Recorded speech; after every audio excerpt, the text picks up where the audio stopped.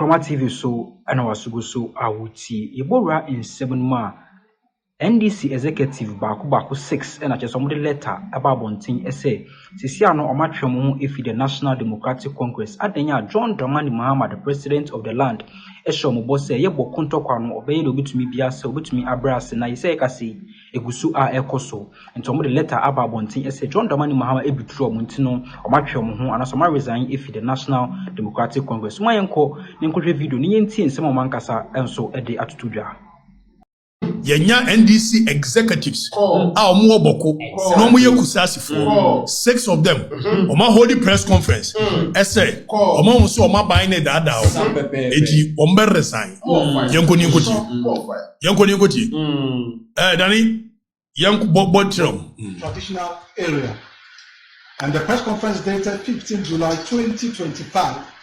Ladies and gentlemen of the press, we begin by expressing our profound gratitude to Almighty God for preserving our lives in these perilous times. We also thank you, the men and women of the media, for promptly responding to our urgent call in this critical moment of betrayal, bloodshed, and impunity. We, the undersigned National Democratic Congress constituency executives. We, the undersigned, hold on. We, the undersigned National Democratic Congress constituency executives. So we have people for neck. We are NDC for executives. And we are near there. We must say in one more day. Yentiomwe. Osa traditional areas, Denjuri, Boku Central, Tusiga, Garu, Tempani and Zabila stand before you today, deeply alarmed and outraged by the deteriorating security situation in Baku and the total failure of this government to protect the land. The total failure of their government, this government, the NDC government. Of the very people who gave them power. On July 30, 2025, the people of Kusab woke up to what can only be described as a state-sponsored assault, not only on civilians, but on the very soul and authority of our traditional leadership. In an appalling and indefensible act, the military desecrated the image of our revered overlord, His Royal Majesty Zuran Bokunaba, by setting ablaze his statue, an act so vile and provocative it amounts to declaration of war on the people of Kusab. The justification for this barbarity, a reported attack by unknown persons on Mampusi houses and the military escort. While we do not condone violence in any form, no civilized or lawful state responds by massacring innocent. Okay, so it's okay. Gobi, General, the tension and said, no boko for ne, Mampusi for ne, soldier for ne escort. So, per security arrangement, the soldiers are escorting the Sekusasi for ne, Koboku area, Mampusi for, not soldier for escort. Say, Bokono, so Mampusi for no medal. It's in case one move a tramuna, the Adiana, one befa a Kusasi townships no soldier for no yi and ye near synchrophobia attack soldier for na one believe say Kusasi for no ye no soldier for na retaliate abubu statues in the idea of a ye nuanum Kusasi for now ye nuanum Kusasi for are saying that the more buying no affail. Your mama capitalized on their grief for political gains, and yet when they came to power, it is very obvious. So, when your mama just solve a problem, but rather they will capitalize on it. Omo MP, Mama Yarga, Wababeka, and at this attack, I will not make any comment because I won't comment. Mama Yarga, you mean a bit triaka. We any nsema omonso ede atutudwa NDC executives baako 6 and acheso omonso ede nsema atutudwa wonso watibi mind to also na nhwe video no. Now, if we say she's appealing, I'm not altogether clear where she's appealing because the matters that were before the Supreme Court, yes, the substantive matters are pending. So maybe the other way to put it is that some of these matters are indirectly pending. You know, she has the ECOWAS court case. Right.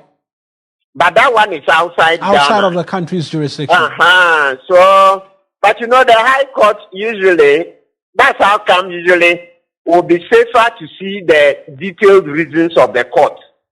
So that if the court meant the ECOWAS court, okay, then that means that the Ghanaian courts take the decision that if you go to ECOWAS, they will listen. Right. But you know, for the ECOWAS court, they have the principle that if your case is pending in the domestic court, you can still come to them and they will listen. Yes. But if our Ghanaian court is saying no for them, if you go to ECOWAS, don't come here, okay, that means that we are shaping a different jurisprudence for our internal consumption.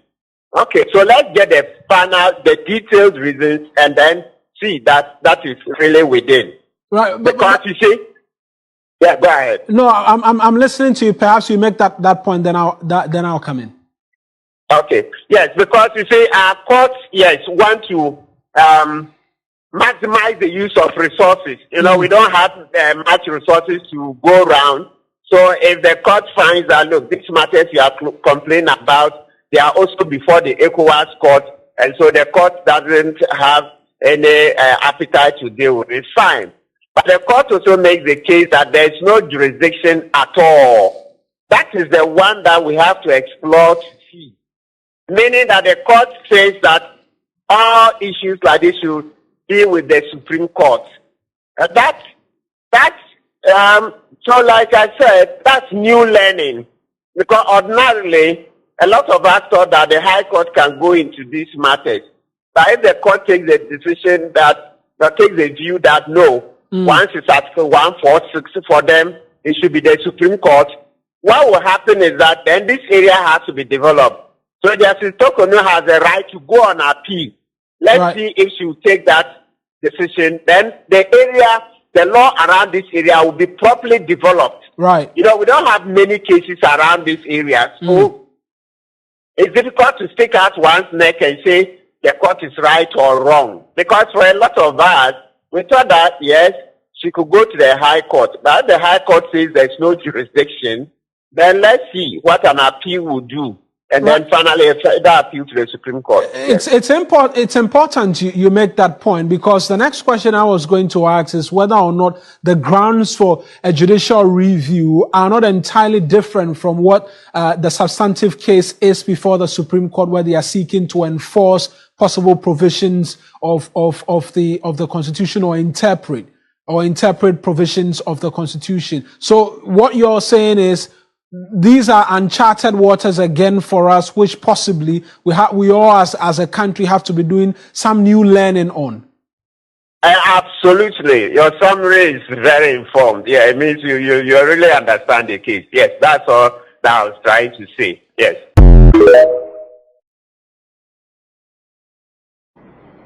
Ahanam de kasibu na ABC. Obeto ko comment section akọ kire wadwe na mnyabra misumiti akenkan edi amao makramu.